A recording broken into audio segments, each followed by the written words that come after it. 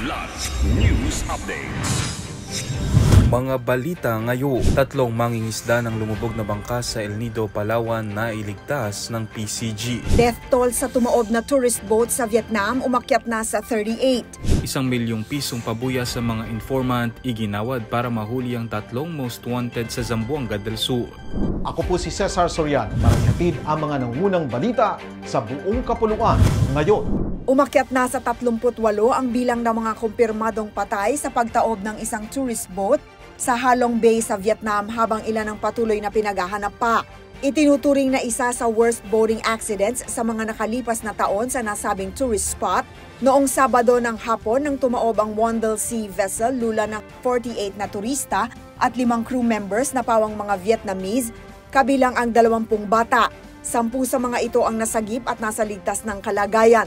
Dagdag na hamon naman sa rescuers ang masamang panahon dahil sa paglapit ng Typhoon Wifa o Bagyong Krising, ngunit matagumpay na na-retrieve ng otoridad ang bangka at nadala sa Pampang. Samantala, inaasahang maglalandfall ang Typhoon Wifa sa northern coast ng Vietnam anumang araw ngayong linggo.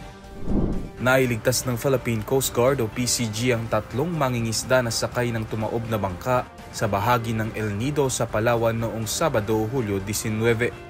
Ayon sa ulat, nakatanggap ng isang impormasyon ng Coast Guard District sa Palawan na isang bangka umano ang lumubog sa Pasandigan Co. Agad namang nagpadala ng mga tauhan ng PCG para magsagawa ng search and rescue mission at agad naman nilang natunton ang kinaroroonan ng 3 mangingisda.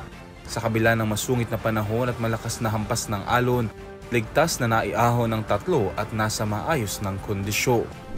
Nagpahayag ng pasasalamat si Colonel Bonifacio Arañas Jr., hepe ng Zamboanga del Sur Police Provincial Office sa pamahalaang panlalawigan matapos mahuli ang 3 most wanted na sangkot sa pagpaslang ng 2 barangay officials sa tulong ng mga impormante. Noong 1 linggo, personal na ipinagkaloob ni Governor Divina Grace Yu ang 1 milyong pisong pabuya, tig 500,000 pesos sa 2 nagbigay ng mahalagang impormasyon. Arestado sina Jonathan Jonjan Abayon, Wilfredo Jongjong Pamisa, at Jovito Maro Renposa, pawang may kasong murder, attempted murder at illegal possession of firearms.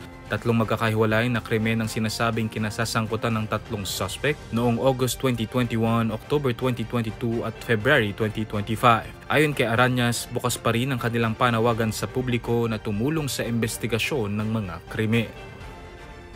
Ako po si Cesar Sorian, kasama nyo sa bawat pagputok ng balita.